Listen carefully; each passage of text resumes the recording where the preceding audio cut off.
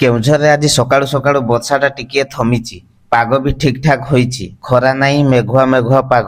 ଆଜିର ଦିନଟା କେମିତି ଯାଉଛି ଚାଲନ୍ତୁ ଦେଖିବା। ହାଇ ଏଭ୍ରିୱାନ୍, ମୁଁ Rohit, Hero technician. Welcome to my another mini blog. Let's go. ଫଟାଫଟ ଜୋଗାଡ଼ ହେଇକି କାମ ଷ୍ଟାର୍ଟ ହେଇଗଲାଣି। ସ୍ପ୍ଲେଣ୍ଡର ପ୍ଲସ୍ ଗାଡ଼ି କାମ ପାଇଁ ଆସିଛି। ଚାଲନ୍ତୁ ଦେଖିବା ଗାଡ଼ିର କ'ଣ କ'ଣ ପ୍ରୋବ୍ଲେମ୍ ଅଛି। ଆଗ ସ୍ପକେଟ୍ ପାଖରୁ ଅଏଲ୍ ଲିକେଜ୍ ହେଉଛି, ତେଣୁ ଅଏଲ୍ ସିଲ୍ ଚେଞ୍ଜ କରିବାକୁ ପଡ଼ିବ। ପଛ ବ୍ରେକ୍ରୁ ସାଉଣ୍ଡ ଆସୁଛି। ବର୍ଷା ଦିନେ ପାଣି ଆଉ କାଦୁଅ ପଶିଯିବାରୁ ଚକା ଖୋଲି ବ୍ରେକ୍କୁ ଭଲ ଭାବରେ କ୍ଲିନ୍ କରି ଲଗାଇବା। କିକ୍ ସାଇଡ୍ରୁ ମଧ୍ୟ ଅଏଲ୍ ଲିକେଜ୍ ହେଉଛି, ତେଣୁ କିକ୍ ଅଏଲ୍ ସିଲ୍ ଚେଞ୍ଜ ହେବ।